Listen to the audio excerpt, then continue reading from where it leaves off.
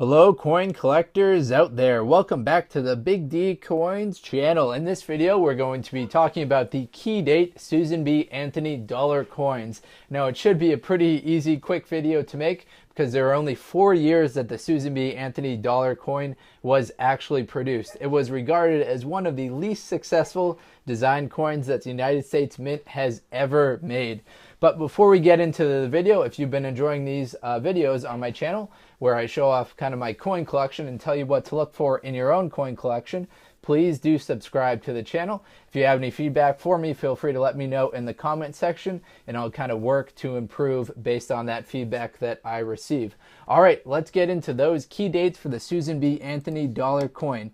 Now, the dates that the Susan B. Anthony dollar coins were made were 1979, 1980, 1981. Then they took a long break and they came back in 1999. The least popular date, so the lowest mintage date, is 1981. So that was the year before they took some time off. So in 1981, there were only 3 million produced at the Philadelphia Mint, 3.2 million at the Denver Mint, and 3.4 million at the San Francisco Mint. The 1979 year, much higher mintages. We're talking 360 million, 288, 109 million.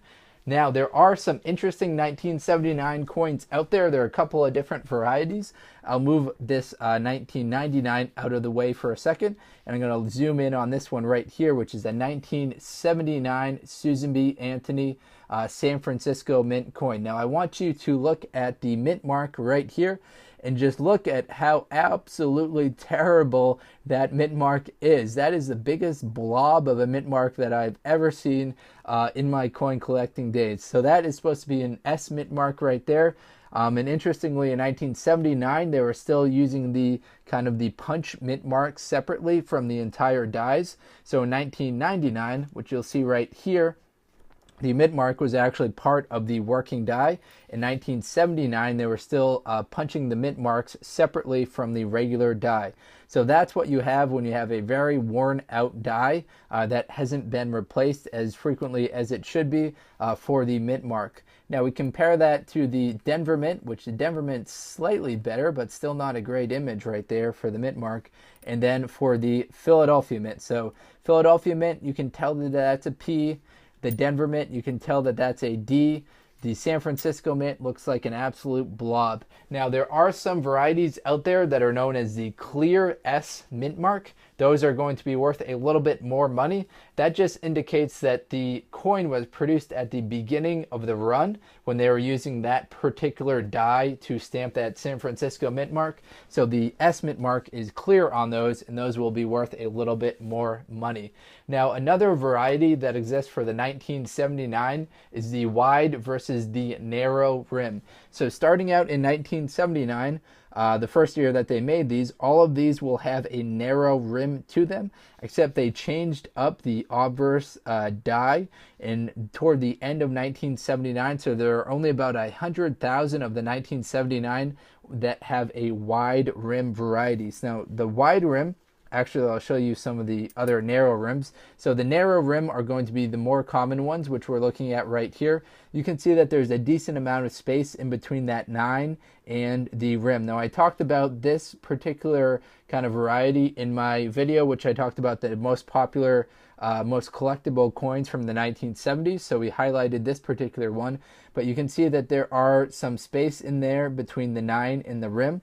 So these are what's known as the narrow rim, which is the norm for 1979.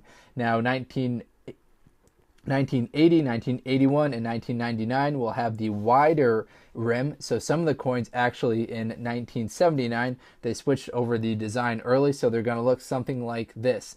Now, there are approximately only about 100,000 of these that are made, which 100,000 is large enough for people like me and you to actually come across them, but not like super rare in that you can sell them for a lot of money without them being in great condition. Now, as you can see here, this coin is kind of scratched up, kind of dented, so it's not going to sell for much of a premium just based on the fact that it's not going to be graded too highly. In 1979, since there were, millions of these produced, since there were 360 million made at the Philadelphia Mint, you're still going to have that variety with the wide rim and a highly graded coin for it to be worth money. All right, I'll start to kind of wrap up today's video. We talked about two different varieties with the 1979. We talked about the wide versus narrow rim, as well as we talked about the blob versus the clear San Francisco mint mark. We also talked about the lowest mintage year for the Susan B. Anthony dollar coins, which happened to be 1981, and we talked about the highest mintage year, which was 1979. So if you had to call one of those dates the key dates, I guess it would be 1981, as that's what had the lowest mintage to them. If you enjoyed this video, feel free to watch some of my other videos. Thank you very much, everyone. Take care and best of luck coin collecting out there. Enjoy!